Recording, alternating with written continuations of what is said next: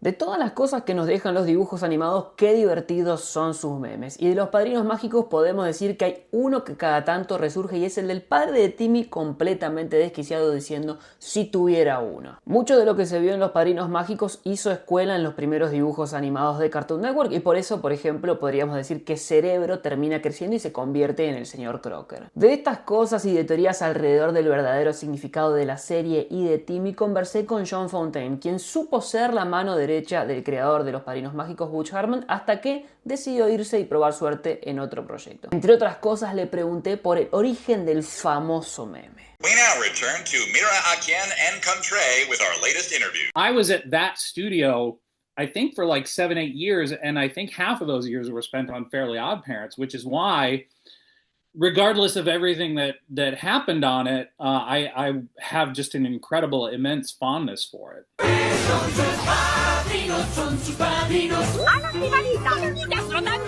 When I first got hired at Nickelodeon, I got hired at Nickelodeon initially just to do storyboards on Chalk Zone. And it was at that time that the Fairly Odd Parents, Chalk Zone, and Invader Zim were all getting picked up for what was called six packs. Because it was at a time in the industry where the industry was getting really, really sort of cautious. Ordinarily, a new series would get picked up for like 12, anywhere from 12 to 24 episodes. And somewhere along the line, networks had decided that that's way too much money. And so they started picking stuff up in 6 to 10 episodes. And so those three shows got picked up in episodes of six packs. So I'd started, Chalk Zone was the first one to get picked up. So I'd started doing storyboards for Chalk Zone, but at the same time that I was doing storyboards for Chalk Zone, I was also freelancing for Butch on some of his other shorts for and there's a show nobody remembers called Oh Yeah Cartoons. But Oh Yeah Cartoons is where Chalk Zone, The Fairly Odd Parents, My Life as a Teenage Robot, it's where all those shows got their start. And so I was not just doing storyboards for Chalk Zone, I was freelancing for Butch on his shorts, and I was freelancing for a lot of the other creators on Oh Yeah Cartoons. And at the same time, I had pitched my own show for Oh Yeah Cartoons, and mine wound up being the very last Oh Yeah Cartoon short to get picked up, and it was the on the last episode that aired in the last season of Oh Yeah Cartoons. So I like to go around telling people that I'm essentially the one who killed that show.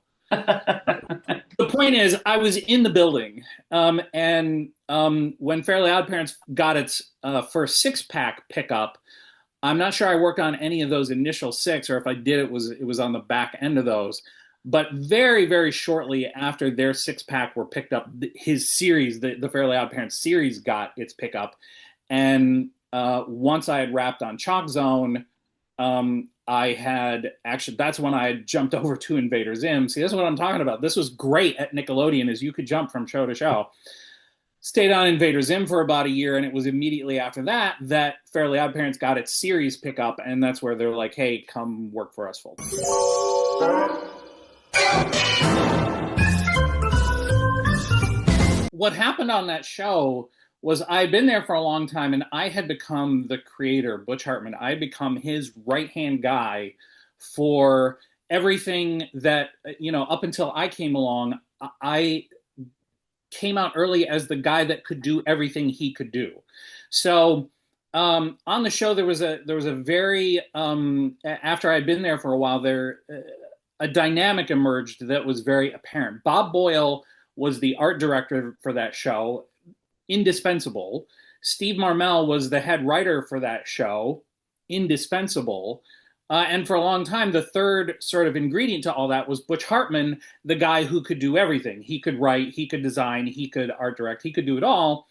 But then I came along, and I could write, and I could do art, and I could storyboard, and I could direct, and I could edit, and I could do all of the things he could do.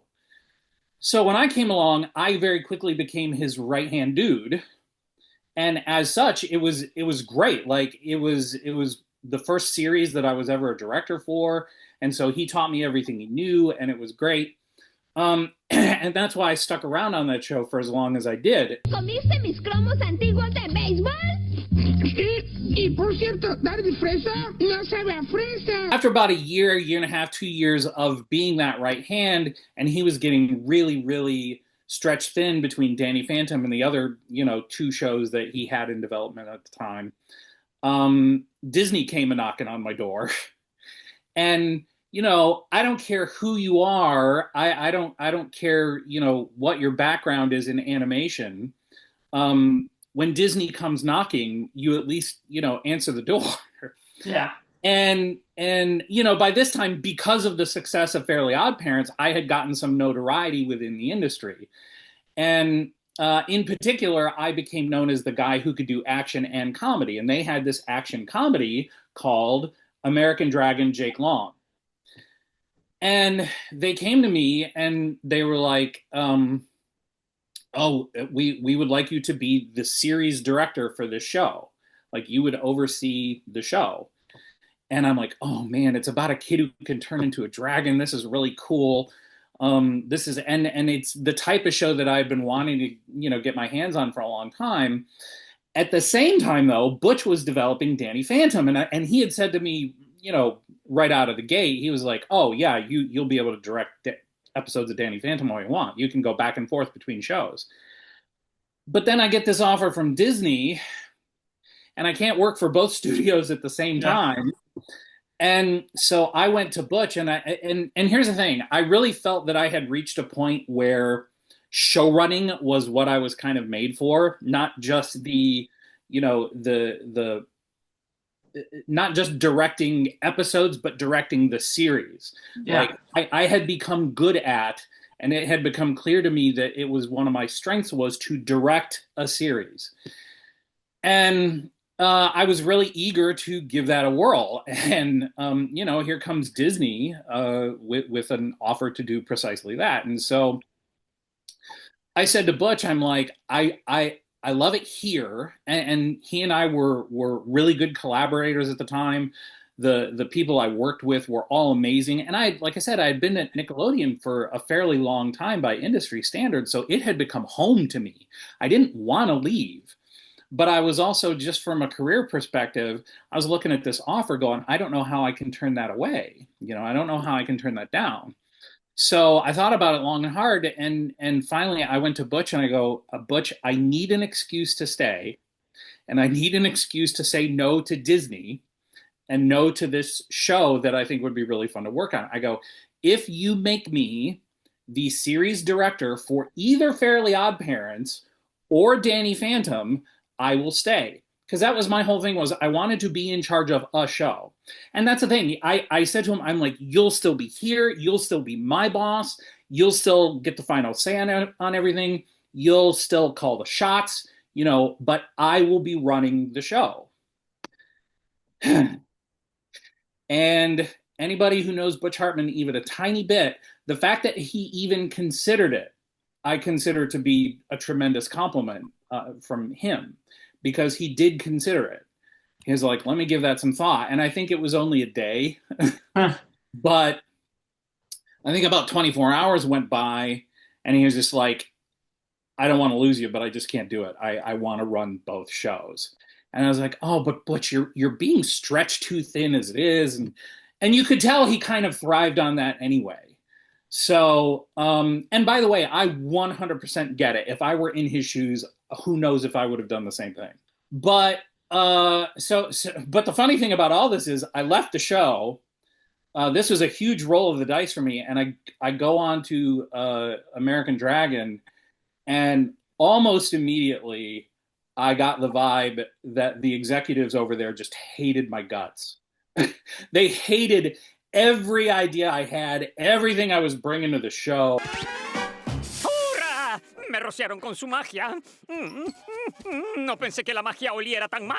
You have Mandark from Dexter's Lab and Mr. Crocker from Fairly Odd Parents that are way similar. It's like Mandark grew up and he became Mr. Crocker. Is a nod to the show? Was it like something by chance? That's funny. I never made that connection before. That's really interesting. No, it stands to reason, because This was one of the interesting things I had learned when I first got hired at Nickelodeon, because getting in at Nickelodeon was actually kind of tough. I only got in at Nickelodeon because I was pitching for Oh Yeah Cartoons. Um, Prior to Nickelodeon doing Oh Yeah Cartoons, the executive producer of that show, Fred Seibert, who's like a big deal in the animation industry, he's like a Spielberg for animation. Like he at the time he had his hands in everything when it came to cartoons, because prior to the Oh Yeah Cartoon show, he had basically built the animation department at Cartoon Network Studios. Like when Cartoon Network Studios first launched, they were just showing reruns of Scooby Doo. When they had first decided, um, oh, let's make original content, they went to Fred Seibert, because Fred Seibert was one of the big shots over at MTV. And so Cartoon Network was like, we want to start making original cartoons. And Fred Seibert, much to his credit, was like, well, I don't know anything about making cartoons, but I know someone who does. So he got Larry Huber, who then they did the What a Cartoon Show. And out of the What a Cartoon Show, that's where we got Dexter's Lab and Powerpuff Girls. That's where Butch Hartman, Gendy Tartakovsky, Craig McCracken, Rob Renzetti, all those guys all met and all worked together on those original What a Cartoon shows. So Butch Hartman, I'm sure in some capacity, worked on Dexter's Lab, or was at least very aware of Dexter's Lab. They were in that bullpen together, and these were all guys like in their 20s. And they had all gone to Cal Arts, which is the California Institute of the Arts, which is where all the Disney animators go, and it's kind of seen as the Harvard of animation. So, and that was kind of one of the funny things was, I didn't actually have an animation background. I didn't study animation. I studied traditional art. My degree is in traditional art. And so when I first got hired at Nickelodeon, it was kind of a miracle because they were only hiring people basically at the time who had come from Cal Arts. And so when I fell in and met Butch Hartman, he was one of the few people who, sort of embraced me and took me under his wing, because like I said, all these other guys already knew each other. They were already pals. Yeah. And so I was kind of the outsider. But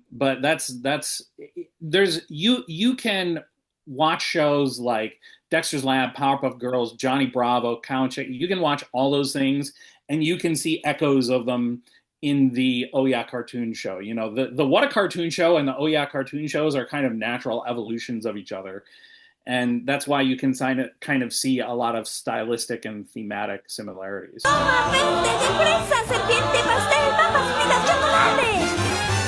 At the very beginning in the first couple seasons of the show, it was pretty easy, because it was sort of like, well, if you were a 10-year-old boy, what would you wish for? So, it was really pretty easy in the beginning, because it was just like, Timmy wishes that he had superpowers. Timmy wishes that he was an action hero. Timmy wishes that it was Christmas every day. Timmy, just really kind of, it's as the show continued that it got a little more difficult. And this is, again, one of the sort of areas where I would butt heads from time to time with Butch and Steve and some of the other people on the show. Was I did sort of see where some of the limitations were going to come, and what is he going to keep wishing for? How can he keep wishing for stuff? Because eventually he's going to have covered all the kid bases and yada yada yada, which ultimately didn't matter, because the show wound up not being about the wishes that he makes. That was kind of the hook that got people to watch it, but the show wound up being about the relationship between him and Cosmo and Wanda and his mom and dad. So the show, in my opinion, stopped being about wishes pretty quickly.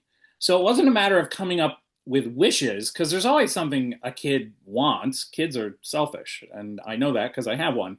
But it was more about how can we keep these characters interacting in a way that's entertaining and funny. And one of the things that struck me really early on in the show was, again, the relationship between Cosmo and Wanda and Timmy was so unique.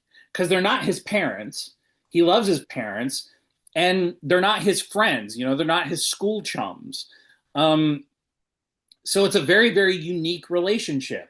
And they're not just like genies in a bottle that he orders around. You know, they are family to him. It was the thing I think I brought a little bit to the Fairly Odd Parents that kind of went away after I left, because I was forever trying to bring heart to that show. And after I left, oh my gosh, I feel like Cosmo and Wanda just started going at each other's throats, which always struck me as odd. Like in the latter episodes, they were just constantly fighting, constantly, bashing at each other. And that struck me as really odd, because what I always loved about working with them as characters was how crazy in love with each other they were. Aquí estoy cuando me gradué de dictador. Y aquí cuando me adueñé del mundo con sonrisas. Y aquí colocaría un trofeo si tuviera uno. It's pushing those boundaries of what this show could be. Like the first show I directed, which is still kind of my favorite, is called Action Packed, where he wishes that he was an action hero. And we had Timmy doing things in that episode that heretofore nobody had even thought about trying. And it was on the basis of that Nickelodeon said, oh, wow, that episode was really good. Let's do a movie. But it was seeing how I could bend the characters in that episode that sort of gave me the confidence to, when I got the episode Father Time, to really push things like acting and poses, which is where we got the "if I had one" meme. That's where that came from. Like, I was really, really starting to gain confidence as an artist on the show.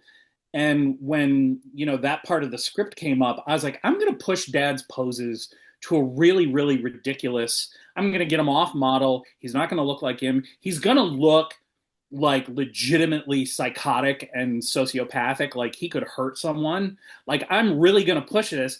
And I thought to myself, I've broken Dad's model and put him into poses in these that Butch is probably going to hate, and the network's going to hate. Everyone's going to hate this, but I'm going to try. And much to my shock and much to their credit, when it came to that just really over the top pose and then his insane look into the camera, got the happy back, to everybody's credit, they all loved it. And so it's just, that's why, again, sort of my signature on the show was always kind of pushing characters and testing their boundaries. There's a theory related to teeny sadness and how the show is going to be, it's supported in the idea that he's always sad, because that's when the Fairly Odd Parents appear. If you are sad, you are going to see them. So the main thing of the show is that he's always sad, because we are still seeing episodes. What do you think about that? Is he a sad kid? I think he's a perpetually sort of dissatisfied kid.